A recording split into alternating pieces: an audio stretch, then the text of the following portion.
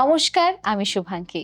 আবারও সবাইকে স্বাগত জানিয়ে শুরু করছি আজকের অনুষ্ঠান সমস্যার সমাধান এবং আজকে স্টুডিওতে যাকে আমরা পেয়ে গেছি তার সঙ্গে একটু আলাপ করিয়ে নেব আমাদের সকলের খুব প্রিয় জ্যোতিষবিদ অ্যাস্ট্রোলজার জয়দীপ শাস্ত্রী। আপনাকে অনেক অনেক স্বাগত আজকে স্টুডিওতে।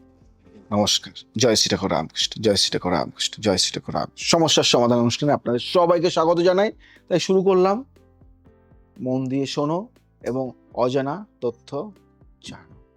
এবার শাস্ত্রীজি আসছি পঞ্চম কারের রহস্য নিয়ে একটু কথা বলি এবং তন্ত্রে যে পঞ্চম কার বলে একটি বিষয় আছে সেটা আমরা জানি এবং যেটা নিয়ে অনেক মানুষের মধ্যে একটা বিতর্ক সৃষ্টি হয় এবং এইটা কি সত্যি কি তন্ত্রে এগুলো ব্যবহার করা হয় বলে আপনার মনে হয়? পঞ্চম কার তন্ত্রের সবচেয়ে বিতর্কিত এবং সবচেয়ে ভুল বোঝা বিষয়। পঞ্চকার মানে পাঁচটি ম দিয়ে শুরু হওয়া বস্তু, মানে মধ্য, মাংস, মৎস্য, মুদ্রা এবং মৈথুন। এখন অনেকে ভাবেন তন্ত্র মানে এই পাঁচটি জিনিসের ব্যবহার। এটি সম্পূর্ণ ভুল। তন্ত্রের দুটো পথ আছে, বামাচার বা সাধারণকৃত তন্ত্র, যেখানে পঞ্চমকার আক্ষরিকভাবে ব্যবহার করা হয়। এটা অত্যন্ত উচ্চ মার্গের সাধনা, সাধারণ মানুষের জন্য নয়। দক্ষিণাচার মানে বা কৌলচার, যেখানে পঞ্চমকারের প্রতিস্থাপন ব্যবহার করা হয়। প্রতিস্থাপন মদ্যের পরিবর্তে নারকেলের জল বা পঞ্চামৃত, মাংসের পরিবর্তে আদা বা রসুন, মৎস্যের পরিবর্তে পনিরের বিশেষ আকৃতি, মুদ্রার পরিবর্তে ধানের খই, ধান, মৈথুনের পরিবর্তে মৈথুন, শিব শক্তির মানসিক মিলনের ধ্যান। এই প্রতিস্থাপনকে বলা হয় প্রতিনিধি বিধি। আসল পঞ্চমকারের প্রতীক অর্থ মধ্য। তোমরা সবাই ভাবছো না মদ খাবে, সেই মদ না, চেতনার ঊর্ধ্বগামী অবস্থার প্রতীক। মাংস পাশবিক প্রবৃত্তির উপর নিয়ন্ত্রণের প্রতীক। মৎস্য জলের মতো চঞ্চল মনকে স্থির করার প্রতীক। মুদ্রা শক্তির হাতের ভঙ্গি। মৈথুনের শিব শক্তির কুণ্ডলিনী মিলনের প্রতীক। একটা বাণী বলবো, তন্ত্রের বাইরের রূপ দেখে বিচার করলে ভুল হয়। ভেতরের অর্থ না বুঝলে সত্য লুকিয়ে থাকে। প্রতিটি প্রতীকের পেছনে একটি গভীর সত্য আছে, এটা তোমাকে বুঝতে হবে। আমরা শাস্ত্রে দেখি লেখা আছে মদ, তখনই আমরা মদের চিন্তা করি, সুরা পান করি। তন্ত্রে অনেক সুরা লাগে, তন্ত্রে মদ লাগে না। জয়দেব শাস্ত্রী যে তন্ত্র করে সেটা মদ না, নিজে তৈরি করে ঘি, মধু, সমস্ত দ্রব্য দিয়ে তৈরি হয় এগুলি। তাই তন্ত্র করলে আগে জানতে হবে, শুধু নেশা করলেই তন্ত্র হয় না। এবার যে বিষয়টা নিয়ে আমরা আলোচনা করব তন্ত্রের অজানা স্থান ও তীর্থ নিয়ে এবং তন্ত্রের জন্য কিছু বিশেষ তীর্থস্থান আছে আমরা সকলেই জানি এবং আমরা শুনেছিও সেটা যে এরকম তন্ত্রের বিভিন্ন তীর্থস্থান আছে। এই স্থানগুলো কোথায়, এগুলো এত শক্তিশালী কেন, আপনার কি মনে হয়, কারণটা কি? তন্ত্রের তীর্থস্থানের কথা আমি বলবো, অত্যন্ত গভীর কথা এগুলি। তন্ত্রে বলা আছে পৃথিবীতে কিছু স্থান আছে যেখানে শক্তি প্রবাহ অত্যন্ত শক্তিশালী। শক্তি প্রবাহ অত্যন্ত শক্তিশালী, এই স্থানগুলোকে বলা হয় শক্তিপীঠ। শাস্ত্রে আছে সতীর শরীরের বিভিন্ন অংশ পৃথিবীর বিভিন্ন স্থানে পড়েছিল, যেখানে যে অংশ পড়েছিল সেই স্থান একটি শক্তিপীঠ হয়েছে। মোট 51টি শক্তিপীঠ আছে। কিছু বিশেষ শক্তিপীঠের কথা আজকে বলবো আমি।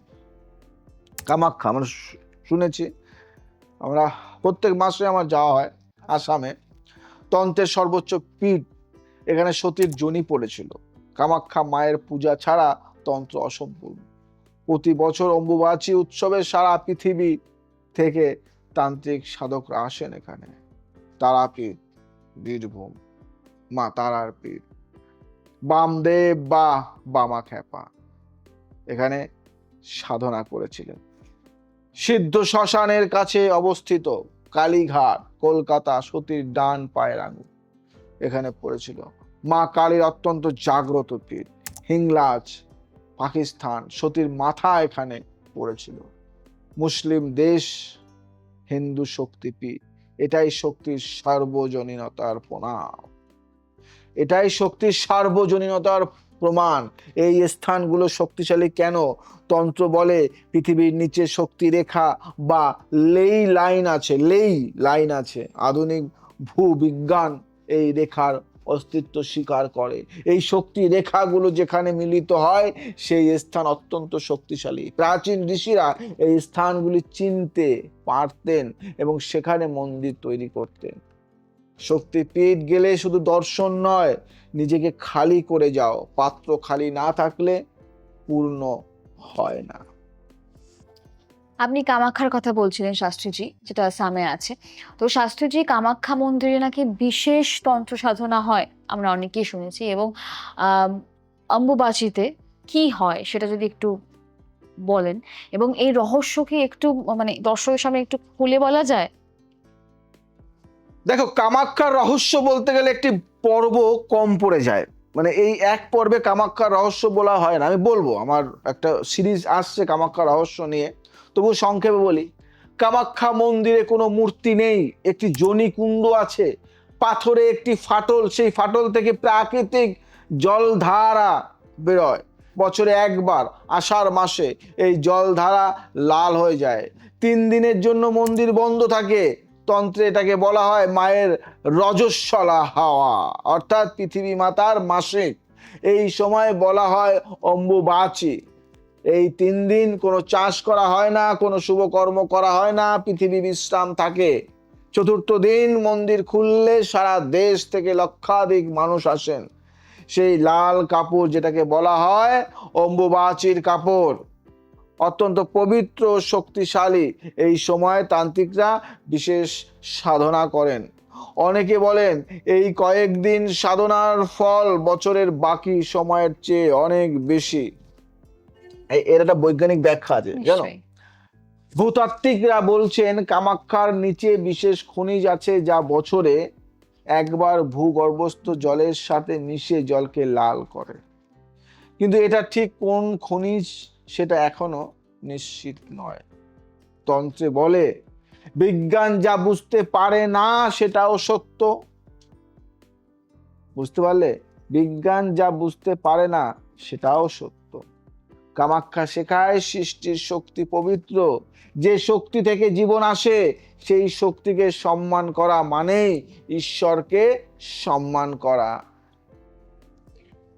এবং আজকে তন্ত্র নিয়ে কথা বলছিলাম, এবং আজকে সময় একদম শেষের দিকে, কিন্তু যাওয়ার আগে আমাদের দর্শকদেরকে আমরা এটাই বলবো, যে আমি একটু বিশেষ করে বলবো যে তন্ত্রে তো অনেক রকম ভাগ আছে। আপনি সব কিছু আজকে বললেন, এর আগে এরকম গুছিয়ে কেউ বলেনি। তো আমাদের একটা একাডেমি আছে, যদি তন্ত্র ব্যাপারে আরও বিস্তারিত আপনারা জানতে চান বা শিখতে চান বা এটাকে প্রফেশন করতে চান, তাহলে অবশ্যই যোগাযোগ করুন। এবং আরেকটি বিষয়, যারা ধরো কবচ বা তাবিজ এইগুলো অনেক জায়গায় গিয়ে কিন্তু আর ঠকে যায়, জানেন তো, মানে যেটা এক্সপেক্ট করছে সেটা পেলো না, সেক্ষেত্রে আপনি একদম অথেন্টিক দেন, এটা আমরা সকলেই জানি। তো একটু দর্শক বন্ধুদেরকে যাওয়ার আগে যদি একটু বলেন। একটা কথা বলি জয়দেব শাস্ত্রী, একটা কথা বলি, যে মানুষকে বদনাম করে সে নিজে খারাপ, তাই অন্যকে বদনাম করতে মুখে বাঁধে না। তাই আমি কারো সমালোচনা করতে চাই না, শুধু এটুকু চাই বলতে যে এত সহজে একটা কবচ তৈরি করা যায় না, এত সহজে একটা যন্ত্রম তৈরি করা যায় না, এত সহজে মানুষের সমস্যার সমাধান করা যায় না। আজকে জয়দেব শাস্ত্রী 18 বছর ধরে এই লাইনে রয়েছে। আজকে আমাদের পূর্বপুরুষ জ্যোতিষ তন্ত্র নিয়ে কাজ করে চলেছে। তাই তোমাদের সবাইকে একটা কথা বলি, যে আমি ভেসে আসিনি বানের জলে। আমি এই সাবজেক্টটা, এই তন্ত্র, এই মন্ত্র এবং যন্ত্রম তৈরি করা, কবচ তৈরি করা অনেক নিখুঁতভাবে শিখেছি। জোর গলায় বলতে পারি যেটা বানিয়ে দেব, যে জিনিস, যে দ্রব্য দিয়ে বানিয়ে দেব, আচ্ছা মানুষ একবার হলেও ভাববে যে কি করে সম্ভব এই সমস্যার সমাধানটা করা। এত সহজ নয়। কারাবদ্ধ যোগ থেকে শুরু করে, বৈবাহিক যোগ থেকে শুরু করে বিভিন্ন সমস্যার সমাধান করে এসছি, করতে চলেছি। বা পড়েছি। তাই সবাইকে বলবো, তন্ত্রর যদি কাজ করাতে হয় তাহলে আর দেরি নয়, এখনই। আর তন্ত্র যদি শিখতে হয় আর দেরি নয়, এখনই কন্ট্যাক্ট করো। তন্ত্র শেখার খাজানা যদি জানতে হয় এখনই। যদি ভালোভাবে তান্ত্রিক বা তন্ত্রের উপর কিছু করতে হয় তাহলে ঘরে বসে থেকো না, কন্ট্যাক্ট করো। আমি আছি। সময়ের সাথে সাথে আমাদের চলতে হয়। ভালো থাকো, সুস্থ থাকো, সবাইকে ভালো রাখো। আজ আসি, আবার আসবো নতুন কিছু নিয়ে। জয় শ্রী ঠাকুর রামকৃষ্ণ।